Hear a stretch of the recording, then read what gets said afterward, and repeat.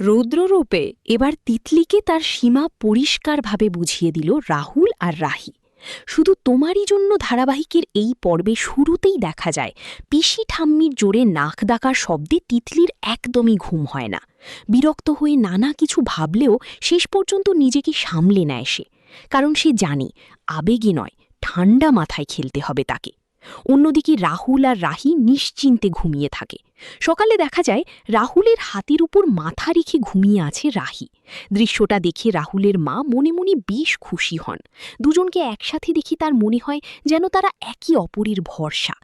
মেমোর ভুলে দরজা বাইরে থেকে বন্ধ হয়ে যাওয়ার ঘটনায় একটু হইচই হলেও শেষে ওদের না জাগিয়েই সবাই সরে যায়। এরপর ঘুম ভাঙতেই রাহুল খেয়াল করে রাহি এখনও তার হাতেই মাথা রেখে আছে। কিছুক্ষণ নীরবে তাকিয়ে থাকে সে, মনে যেন নতুন অনুভূতির জন্ম হচ্ছে। হঠাৎ রাহির হাতের আঘাত আর জ্বরের কথা মনে পড়তেই উদ্বিগ্ন হয়ে পড়ে রাহুল এবং ওষুধ আনতে ছুটে যায়, যদিও রাহি বারবার না করে। এদিকে পয়লা বৈশাখের উৎসবে জমে উঠেছে বাড়ির পরিবেশ। রাহুলের বাবা সবার জন্য নতুন জামা নিয়ে এলেও ইচ্ছে করেই তিতলিকে বাদ দেন, যা তিতলিকে অপমানিত করে।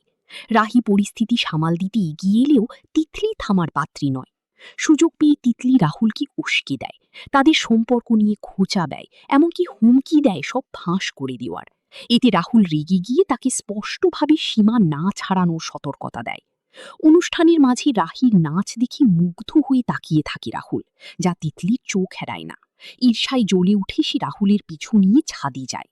সেখানে রাহুল সরাসরি জানিয়ে দেয় রাহির সঙ্গেই তার সম্পর্ক, আর তিতলির এখানে কোনো জায়গা নেই। পরিস্থিতি চরমে পৌঁছালেও রাহি এসে পড়ায় সব শান্ত হয়। শেষে রাহি আর তিতলির মুখোমুখি কথাই স্পষ্ট হয়ে যায়, দুজনেই নিজের অবস্থানে অটল। রাহি দৃঢ়ভাবে জানায় এই সম্পর্ক ঈশ্বরের দেওয়া, তাই কেউ তা ভাঙতে পারবে না।